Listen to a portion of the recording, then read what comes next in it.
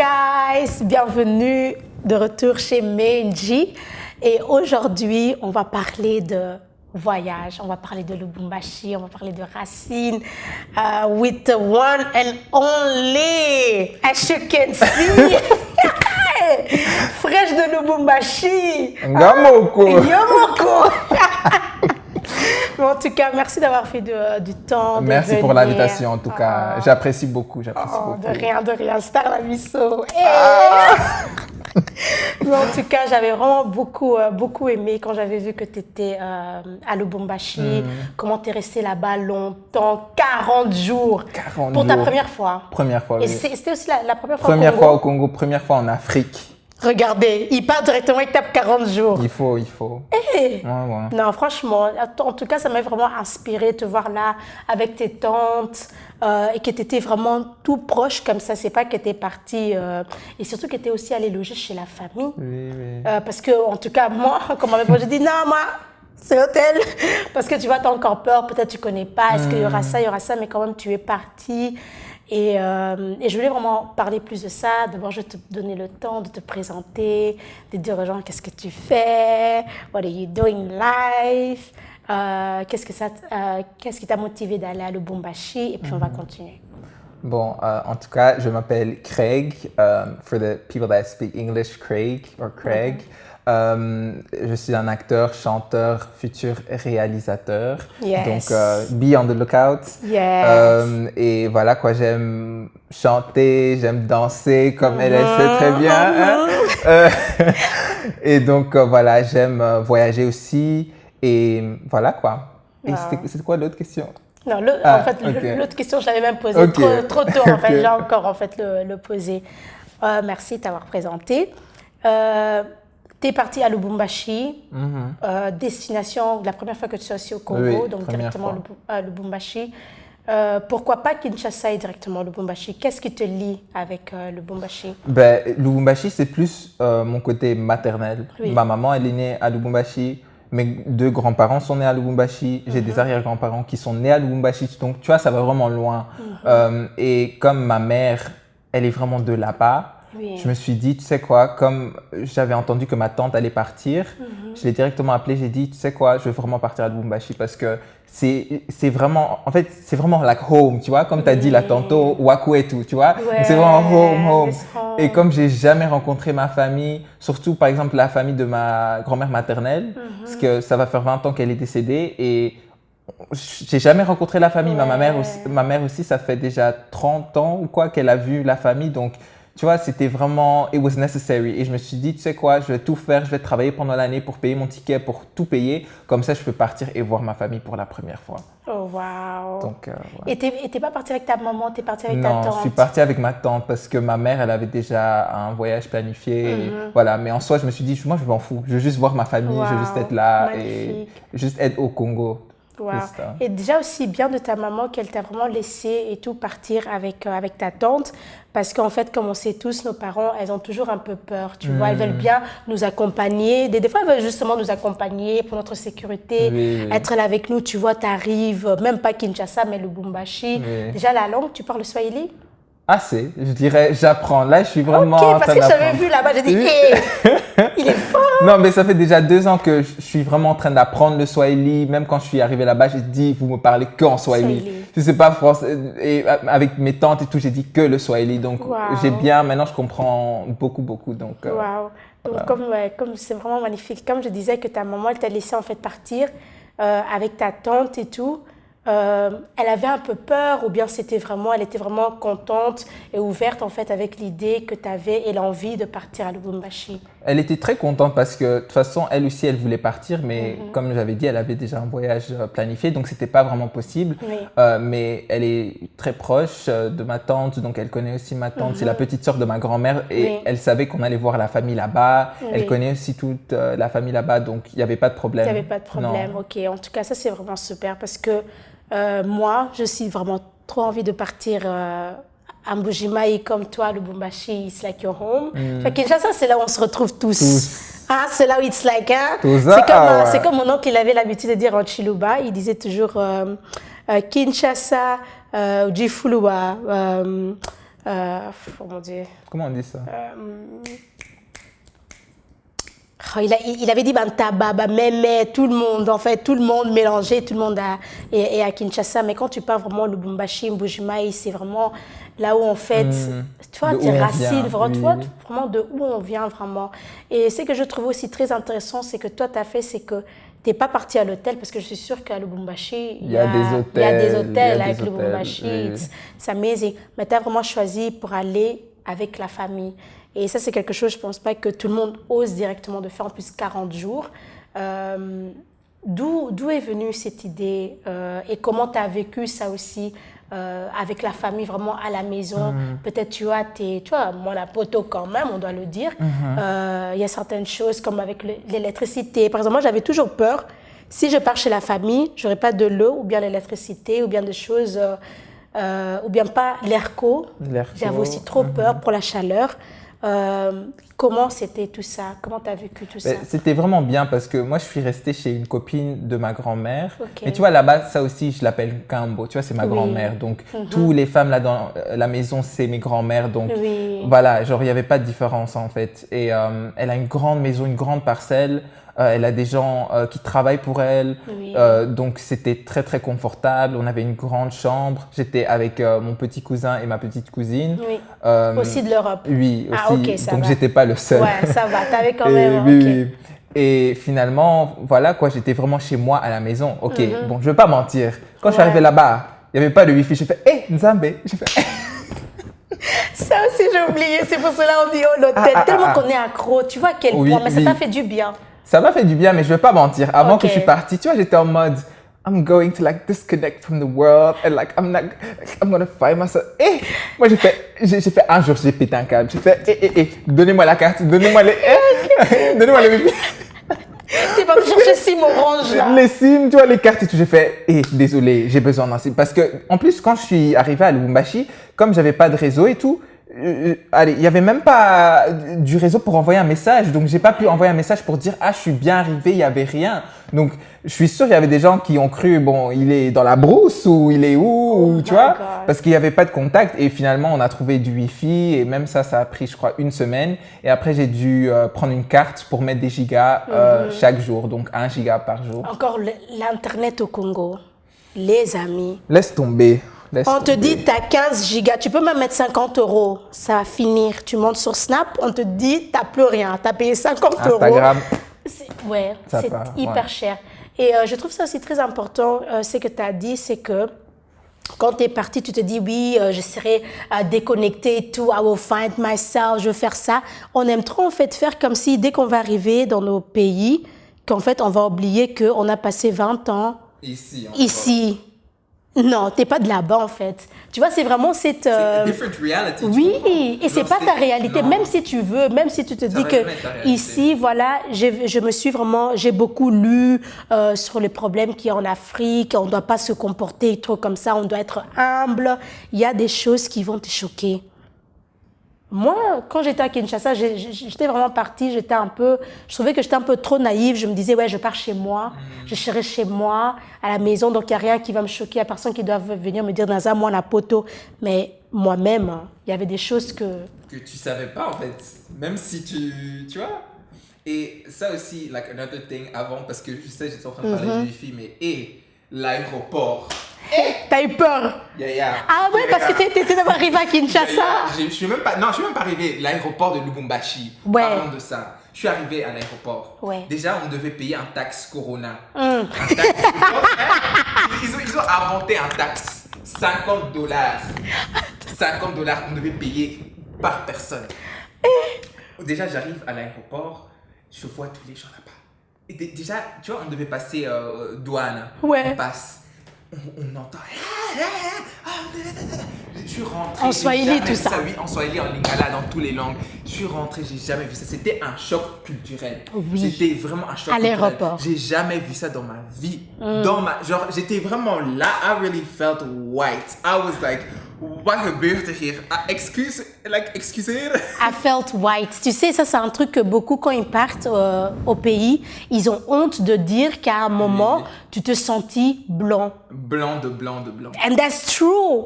C'est la vérité. C'est pas ta réalité, continue. J'ai vu, les gens ils étaient là en train de se battre avec les gardes ils allaient se taper. Tu vois, et j'étais genre, mais ça c'est l'aéroport, ça c'est les gens de sécurité, tu vois. Je me suis dit, oh my god, et I'm not even going to talk about the details parce que there was so much, mais genre, ça nous a pris 1 heure pour sortir parce qu'ils ne voulaient pas accepter les petites coupures qu'on avait payées parce qu'ils voulaient gratter le reste. Et tu vois, c'est des histoires comme ça. Donc, it was just like... Les réalités que tu ne peux pas t'énerver, il faut quand même donner, soit pas tu passes pas, quoi. Et le truc, c'est, tu vois, quand tu arrives à l'aéroport, ils vont tout faire pour t'énerver, comme ça, ils vont te faire payer plus. Ah, hein, you insult me, non. Allez, $50.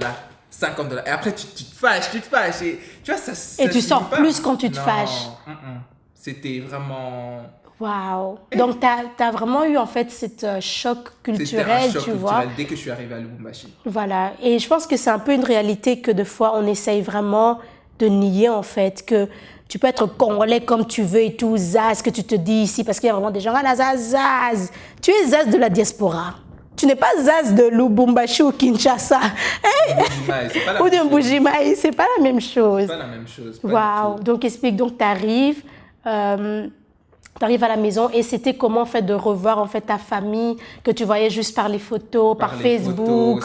Et enfin, bizarre. Tu étais là. En fait, et le pire, c'est que des fois, je trouve, c'est qu'eux, ils nous connaissent tellement parce que dès que tes parents, ils envoient tes photos à chaque fois là-bas, eux, ils sont vraiment...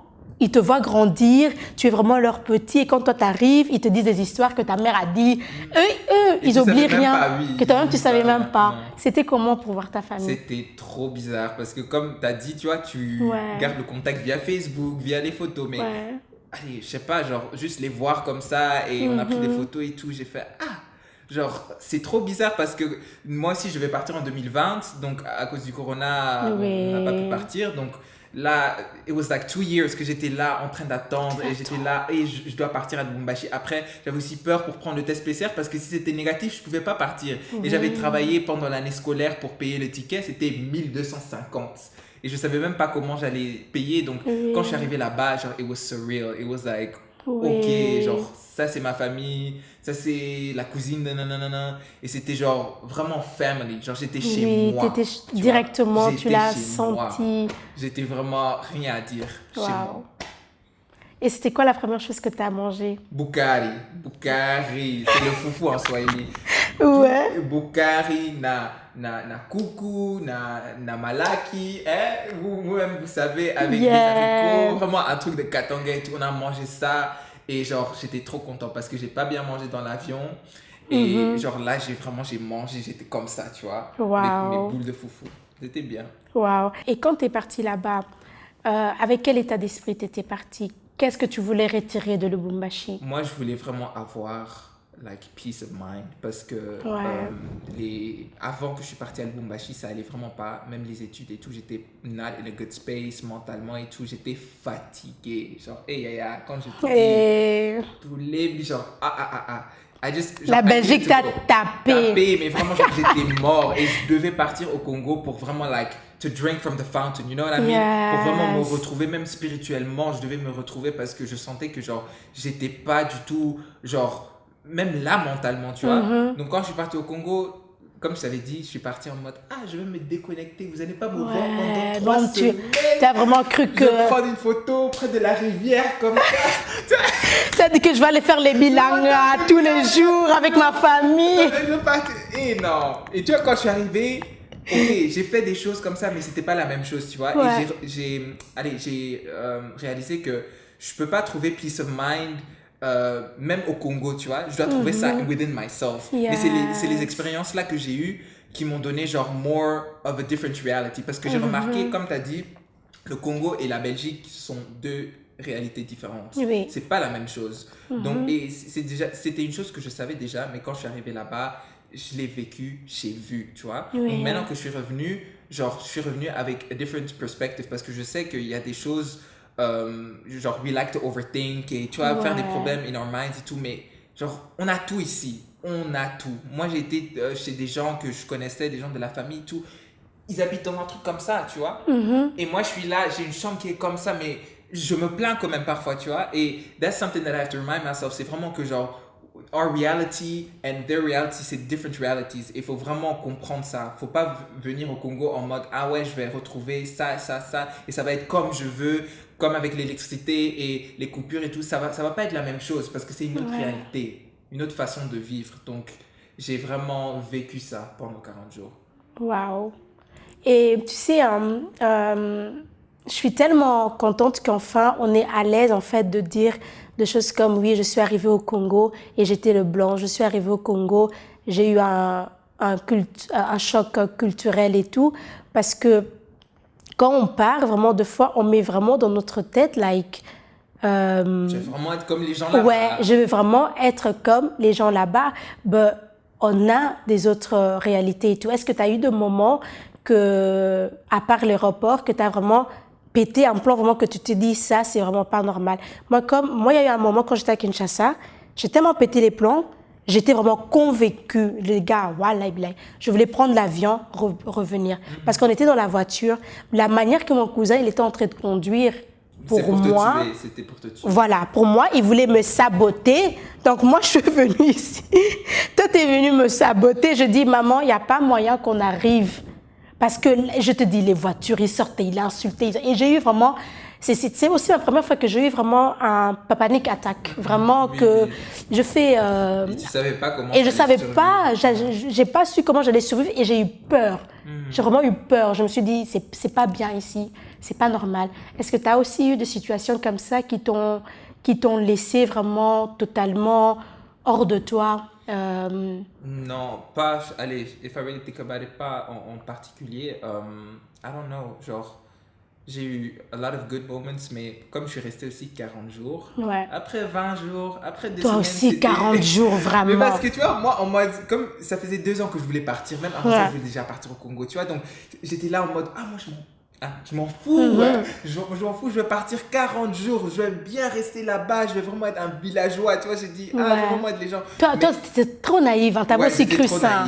J'étais trop naïve, parce que quand je suis arrivée là-bas, c'était genre, ok, 2 semaines c'était bien, mais je suis rentrée à la maison. Genre, je veux revoir ma famille parce que ça me manquait quand même, mes frères, ma mère, mes cousines, whatever, tu vois. Même mes amis et tout, ça me manquait. Parce qu'en plus, moi, je suis partie fin juin et j'avais l'impression que les vacances ont vraiment commencé le 1er juillet. Donc, je voyais tout le monde dehors à Bruxelles.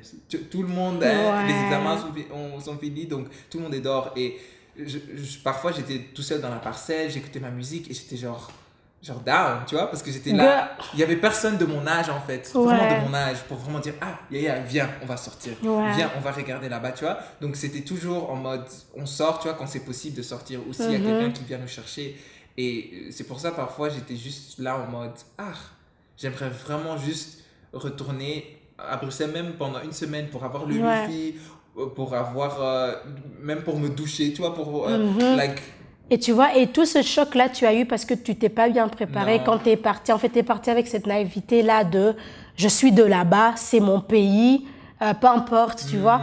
Mais il y a quelle activité que, par exemple, on dit à Kinshasa, Lubumbashi, mais il y a aussi beaucoup de jeunes maintenant, des Kinshasa qui partent en fait à Lubumbashi. Je suis en train de remarquer ça, même dans ma famille, je suis en train de voir. Quelles sont les ambiances entre Kinshasa et Lubumbashi? Tu n'as pas encore été... pas encore été à Kinshasa, mais comment c'était les ambiances de Lubumbashi? Les fêtes, les bars. Il faut quand même nous dire que les soyez là-bas, vous dansez. Hein? Ah oui, on aime danser. Lubumbashi, c'est vraiment une ville, ok? Faut pas penser, comme Lubumbashi, c'est 2e place, c'est vraiment une ville. C'est très, très grand. Il y a plusieurs quartiers. Si tu pars, c'est comme, je pense à Kinshasa, si tu pars dans les quartiers un peu plus ghetto, il y a plus d'ambiance. Si tu pars par exemple à Kamalondo, tu peux manger le ntaba, tu peux manger, nous en Swahili on appelle ça le michopo, c'est le ntaba, nakwanga, tu peux bien manger là-bas et c'est là que tu retrouves vraiment les gens normaux, quoi, les gens qui habitent vraiment là-bas, qui travaillent, qui aiment danser. Il y a même beaucoup de danseurs traditionnels là-bas, des groupes, des chanteurs, donc il y a beaucoup de choses. J'ai pas vraiment pu sortir vraiment en boîte l'année prochaine. Mais t'es pas parti? Non, je suis pas parti parce que j'étais pas avec des gens vraiment de mon âge, tu vois. Et prochaine fois, il faut bien te préparer. Oui, t'as plus profité en famille. Mais il y a beaucoup de choses à faire, il y a beaucoup d'activités. Il y a la plage de Lubumbashi, il y a le parc national de Muyambo, je pense. Donc il y a vraiment beaucoup de choses à faire. Et les églises là-bas aussi. J'ai vu, mais attends, les gars, il est parti dans une église catholique. Mais on est à la Kinini, vraiment, ça c'était les sangos.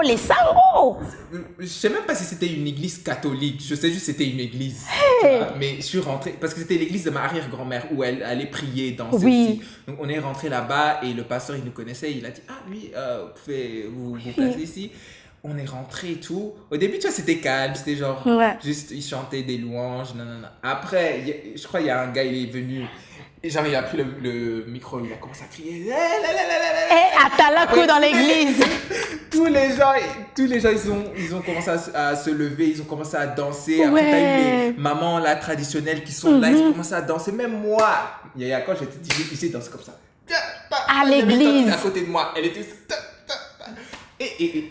Les églises sont quand même différentes au pays. Trop différents. Genre, tu vois, vraiment, et c'est ça un truc, j'aime toujours dire ça, danser, c'est exprimer sa joie de vivre. Et, like, I swear to you, moi, quand je danse, I feel alive, I feel free, tu vois. I feel que, genre, it's an expression of God, et genre, c'est juste la joie, tu vois. Et quand je vois les gens danser là-bas, genre, je vois, ils chantent, ils crient sans gêne. Parce que je sais, parfois, dans les églises, les gens, ils sont gênés pour vraiment, tu vois, pour dire, merci Dieu, tu vois, des choses comme ça, ou même crier. Là, les gens, ils sont, il n'y a pas de gêne, tu vois, et les gens, c'est normal là-bas, tu vois. Les gens, ils sentent l'Esprit de Dieu et ils sont juste dans la joie. Tu t'es vraiment senti, en fait, l'église t'a accueilli, quoi. Oui, l'église m'a accueilli.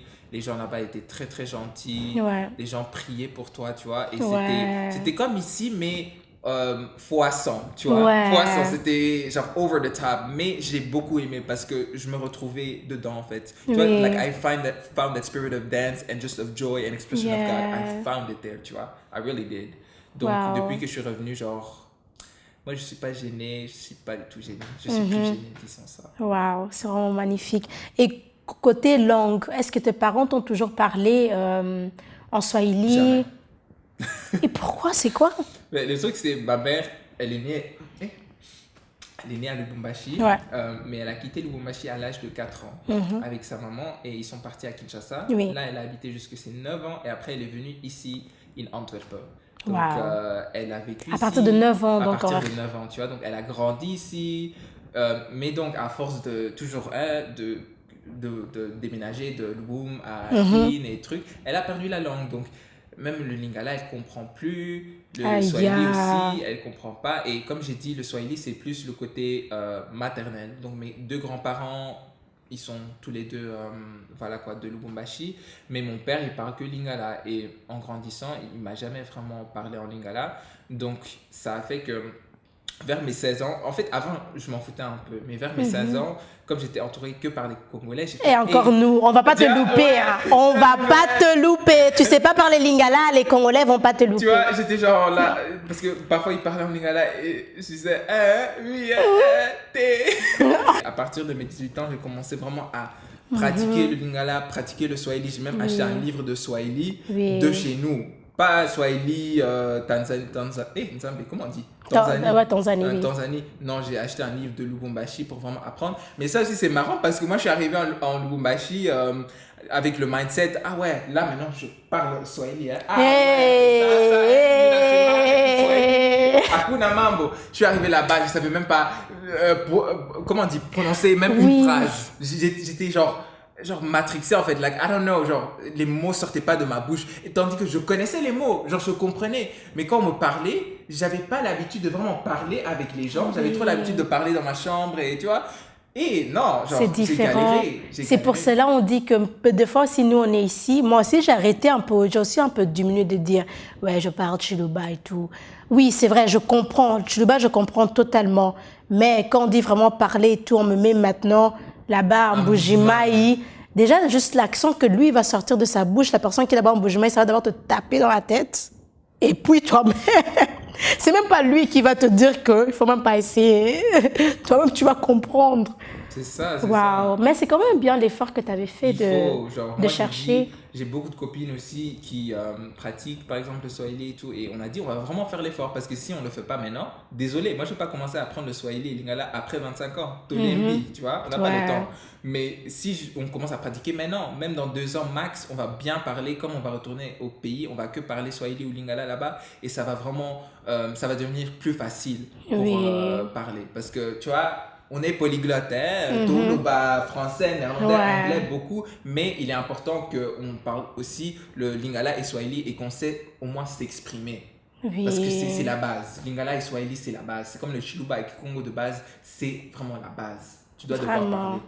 Et ça a été, tu as pu un peu te débrouiller avec les livres que tu avais et tout? Oui, j'ai pu me débrouiller parce qu'on habitait vraiment avec la famille. Donc, tous les tantes là-bas, tu vois, je me réveillais. Donc, tu étais à l'aise en fait pour parler, pour pratiquer. Oui. Même ma tante, elle dormait même dans la même chambre. Donc, moi, je l'ai dit directement quand je suis arrivée. J'ai dit, bon, Kambo, il faut seulement me parler en Swahili. Il faut que me parler. Elle m'a que parlé en Swahili pendant 40 jours. Et quand je ne comprenais pas quelque chose, je disais,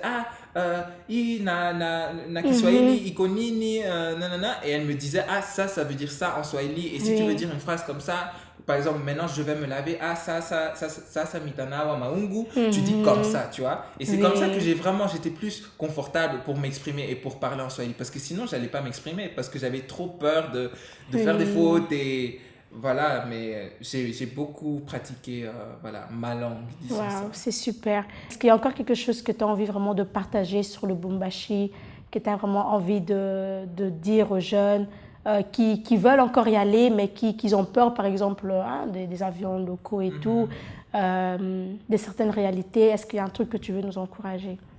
Moi, je dirais vraiment, pour les jeunes qui veulent venir au Congo et même à Lubumbashi, venez. Genre, le Congo est grand. Le Congo est grand. Et c'est ça vraiment que j'ai appris avec mon voyage à Lubumbashi, c'est que moi, je suis à la maison quand j'arrive au Congo. Que ce soit à Kinshasa, que ce soit à Kisangani, Bukavu, Bujimaï, Lubumbashi. On doit être à l'aise, en fait, d'y aller. Le Congo, c'est pas qui. C'est pas que Kinshasa. Tu peux même partir à Kalemi, tu es chez toi. Il faut réaliser ça, tu vois. Faut pas juste te mettre in this box de si je pars à Kinshasa ou si je parle pas que Lingala. Parce que ça aussi, let's talk about that. Il y a 4 langues nationales au Congo, tu vois. Le Lingala, Swahili, Chiluba et Kikongo. Tu vois, c'est pas que le Lingala. Ok, donc si tu parles Swahili, tu es autant congolais que quelqu'un qui parle Lingala ou Kikongo, tu vois. Donc, arrêtons le complexe, Botika complexe, les lingalophones, Botika complexe. Merci. Et et je dirais juste venez à Lubumbashi. Lubumbashi, c'est très très grand, c'est très très beau aussi.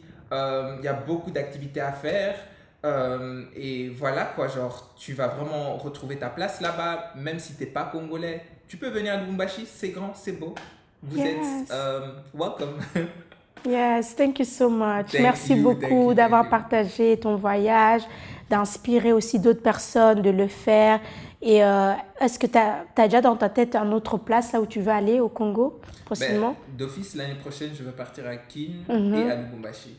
Oui. Mais cette fois-ci, je veux faire pas 40 jours, non. Je vais faire, je sais pas, 10 jours Kin, 10 jours Lubumbashi. Ouais. Et si Dieu le veut, peut-être dans 2 ans, je peux même faire Kisangani, je peux faire Bujimaï, Kananga, je peux partir à Bukavu. Je peux faire beaucoup de choses parce que d'office, le Congo, c'est très, très grand. Genre, je crois que les gens, they don't understand. Genre, it's huge. Donc, il y a beaucoup de choses à faire. Il y a beaucoup d'endroits que tu peux visiter. Et d'office, ça c'est vraiment dans mon futur, quoi. Je veux vraiment découvrir l'Afrique, pas que le Congo, mais Dakar. Yes! Dakar, Zanzibar, Accra, comme tu veux. Ouais. Donc, faut voir. Faut voir. Oh, thank you so much for coming. Thank you. Oh. Ok, bye guys. En tout cas, n'oubliez pas de vous abonner si vous avez aimé, de partager. Si tu connais quelqu'un qui est intéressé, qui veut voyager à Lubumbashi, let them know. Thank you so much for watching. Bye. Bye bye.